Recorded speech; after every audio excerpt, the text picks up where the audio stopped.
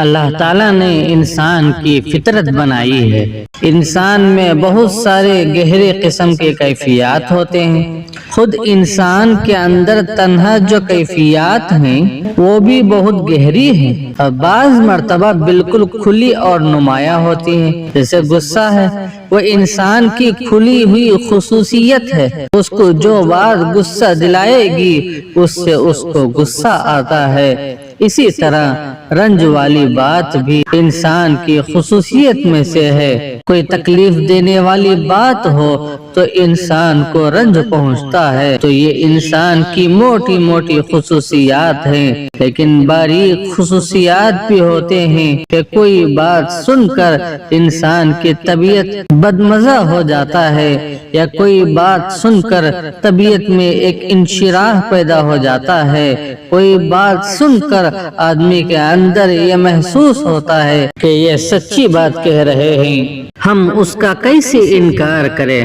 آدمی میں ایک صفت جو تکبر کی ہے، یعنی ہم اپنے برابر والے کی بات کیسے مان لیں؟ وہ تو بڑا ثابت ہو جائے گا، اس میں ہماری توہین ہے۔ اور بعض اوقات میں آدمی اس لیے بھی بات نہیں مانتا کہ دوسرا بڑا ثابت ہو جائے گا، حالانکہ یہ انسان کے اندر کا ایک جذبہ ہوتا ہے۔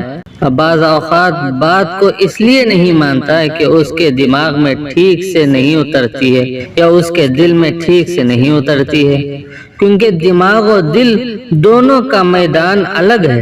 دماغ کا میدان اسباب کے لحاظ سے چلتا ہے، اور دل کا ایک مزاج ہوتا ہے، وہ اسباب پر نہیں چلتا، بلکہ اس کا دار و مدار اندر کے احساس پر ہوتا ہے۔ بعض لوگوں کے اندر وہ احساس بالکل عقل و ذہن کے خلاف ہوتا ہے، یعنی آدمی سمجھتا ہے کہ اس میں نقصان ہے، لیکن اس کا دل اسی چیز کو چاہتا ہے، حالانکہ سمجھ رہا ہے کہ اس میں نقصان ہے، لیکن دل نہیں مانتا، نہیں چاہتا، لیکن چیز فائدے کی ہے۔ اور کیوں دل نہیں مانتا؟ اس لیے کہ آدمی اس کو کرنے کے لیے تیار نہیں ہوتا۔ اسلام کے معنی ہے آدمی اپنے آپ کو اللہ کی مرضی کے حوالے کر دینا، یہاں تک کہ اس کا یہ حال ہو جائے کہ جو اللہ چاہتا ہے ہم وہی چاہتے ہیں۔ ہم غلام سے بھی کمتر ہیں، اس کو تو آقا نے پیدا نہیں کیا بلکہ خریدا ہے، لیکن انسان کو اور تمام ذی حیات کو، سب کو اللہ نے بنایا ہے۔ باقاعدہ ہر ایک چیز اس کی بنائی ہوئی ہے، ہر ایک اسی کے تابع ہے۔ تو جس طرح انسان کسی چیز کو بناتا ہے تو اس کو اس پر پورا اختیار ہوتا ہے۔ اگر انسان چاہے تو اس چیز کو توڑ سکتا ہے یا اس چیز کو باقی رکھ سکتا ہے، اس سے کوئی اعتراض نہیں کر سکتا۔ اسی طرح اللہ نے انسان کے ساتھ جو بھی معاملہ کرے ہیں اس کو اس کا پورا حق ہے۔ اس نے انسان کو عدم سے وجود عطا کیا، اس نے ایسی ایسی خصوصیات، صفات رکھی ہیں جو اس کو کامیاب زندگی میں مددگار بنتے ہیں اور اس کے مقاصد کو پورا کرتے ہیں، اس کی زندگی کو خوشگوار بناتے ہیں۔ اور اس کے بعد اس میں دل و دماغ بھی رکھا کہ جو دماغ حساب لگا کر چلتا ہے اور دل اپنی پسند پر چلتا ہے۔ چنانچہ ان سب چیزوں سے نوازنے کے بعد اللہ یہ چاہتا ہے کہ تم کم از کم شکر گزار بن جاؤ، کیونکہ ہم ہی نے تم کو یہ نعمتیں دی ہے، تم ہی یہ سارے وسائل دیے ہیں۔ کیا کھانا تم نے خود پیدا کیا ہے؟ نہیں۔ اگر دیکھا جائے تو ہماری کوئی چیز ایسی نہیں ہے جو ہم نے خود بنائی ہو، ہم غور نہیں کرتے ہیں۔ لیکن بات یہی ہے، آپ کوئی بھی چیز لے لیں، اس کی تاریخ دیکھیں تو نتیجہ یہی نکلے گا کہ یہ سب اللہ کا فضل ہے۔ آپ جمعے کی نماز کو آنے کے لیے کپڑے پہنے بیٹھے ہیں، آپ کہیں کہ یہ ہمارا ہے، یہ ہم نے سلوایا ہے، بنوایا ہے، لیکن سوال یہ ہے کہ یہ آپ کا کیسے ہوا؟ کیا اس کو آپ نے بنایا؟ نہیں، بلکہ کپڑے کو کسی آدمی نے بنایا، اور جس نے کپڑے کو بنایا ہے وہ بھی کسی چیز سے بنایا۔ ظاہر ہے کہ وہ اللہ کی دی ہوئی چیز سے بنایا ہو۔ حالانکہ اس نے بھی نہیں بنایا، بلکہ اللہ کی دی ہوئی چیز ہی سے اس نے کپڑے کو بنایا، پھر اس کپڑے سے کپڑا کسی اور آدمی نے بنایا، پھر کپڑے کو بازار میں کسی دوسرے آدمی نے پہنچایا، پھر اس کے بعد بازار میں خریدنے والا کوئی اور آدمی تھا، پھر آپ نے اس کپڑے کو ٹیلر کے پاس دیا، اس نے اس سے کرتا بنایا، تب جا کر وہ کرتا آپ کو ملا۔ تو اس میں جو ہاتھ لگے ہیں، اگر ان میں سے کسی بھی ایک چیز کو ہٹا دیں تو کرتا نہ ملتا، مگر آپ یہ سمجھ رہے ہیں کہ کرتا ہمارا ہے، ہم نے حاصل کیا ہے، حالانکہ 10-12 آدمیوں کا ہاتھ اس میں لگا ہے، تب جا کر کرتا آپ کو ملا ہے۔ اگر ان میں سے ایک آدمی کا ہاتھ بھی ہٹ جائے تو کرتا آپ کو نہیں مل سکتا تھا۔ اسی طرح کوئی بھی استعمال کی چیز لے لے جن سے ہم فائدہ اٹھاتے ہیں، یہی معلوم ہوگا کہ یہ سب ہم کو دوسروں کی احسان اور مدد سے ملی ہے، اور دوسروں کا تعاون بھی اصل نہیں ہے، کیونکہ اگر اصل وہ چیز ہی نہ ہوتی جس سے چیزیں بنائی گئی ہیں تو یہ کچھ نہ ہوتا۔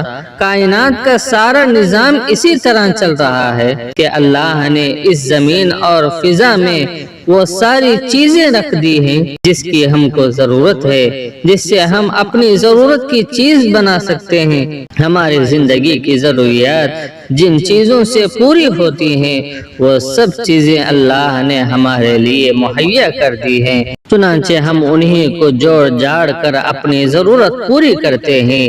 اس لیے ہمارا بال بال یہ اللہ تعالیٰ کے کرم ہی سے ہم کو ملا ہے، لہٰذا ہمارا یہ فرض بنتا ہے کہ ہم کم از کم اس بات کا اعتراف کریں، اس کو مانیں کہ یہ ہم پر اللہ کا فضل ہے، اللہ کا شکر ہے کہ اللہ نے ہم کو یہ چیزیں دی ہے، ورنہ ہم کو کہاں ملتے۔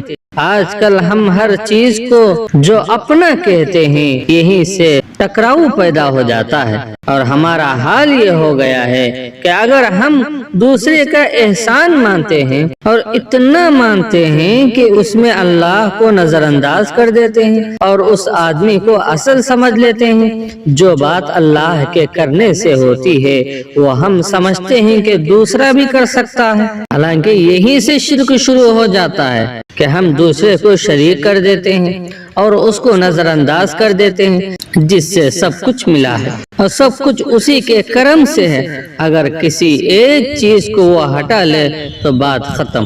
جیسے اگر اللہ سورج کی گرمی کو بڑھا دے تو یہ ساری آبادی ختم ہو جائے گی، کیونکہ یہ جس اعتدال پر چل رہی ہے وہ اعتدال مفقود ہو جائے گا۔ اس وقت جو لوگ زندہ ہیں یہ فضا کے اعتدال پر چل رہے ہیں، سورج کی جتنی گرمی ہمارے لیے ضروری ہے اتنی گرمی اللہ نے سورج میں رکھی ہے، اور اس کا ایسا فاصلہ رکھا ہے کہ ہم کو گرمی اتنی ہی پہنچے جتنی ہمیں ضرورت ہے۔ اگر گرمی بڑھ جائے تو مشکل، گھٹ جائے تو مشکل، اسی طرح ہوا کا معاملہ ہے، اگر ہوا نہ چلے تو مشکل، بہت تیز چلے تو بھی مشکل۔ اللہ نے سارے نظام میں جو توازن رکھا ہے اور جس توازن کے ساتھ ہر چیز کو انجام دیا ہے، اگر ذرا بھی اس میں اللہ فرق کر دے تو انسان بے بس ہو جائے گا، وہ کچھ نہیں کر سکتا۔ اسی طرح دواؤں اور سارے وسائل کا حال ہے کہ وہ اللہ کے قبض قدرت، اسی کے حکم کے تابع۔ اللہ تعالیٰ انسانوں سے کہتا ہے کہ ہم نے تم کو پیدا کیا، اس لیے کم سے کم تم اس بات کو مانو کہ یہ تمام چیزیں ہم نے تم کو دیے ہیں، اور ان چیزوں میں جو خصوصیات رکھے ہیں وہ بھی تمہاری زندگی اور صحت کے لیے رکھے ہیں، اس لیے اس حقیقت کو مانو۔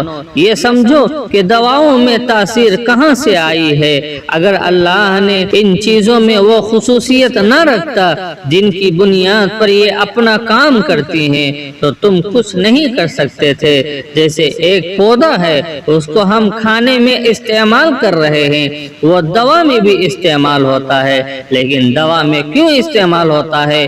اس لیے کہ اللہ نے اس میں دوا کی بھی خصوصیت رکھ دی ہے۔ پھر اللہ تعالیٰ فرماتے ہیں کہ ہم برابر ہر چیز کو دیکھ رہے ہیں، سب کچھ ہمارے ہی کرنے سے ہو رہا ہے، تو چھوٹی سے چھوٹی بات بھی جو ہوتی ہے وہ بھی اسی کے کہنے سے ہوتی ہے۔ پھر جب اللہ کا حکم ہوتا ہے، جب وہ کام کرتی ہے، اگر اللہ کا حکم نہ ہوتا تو وہ کام نہیں کرتی۔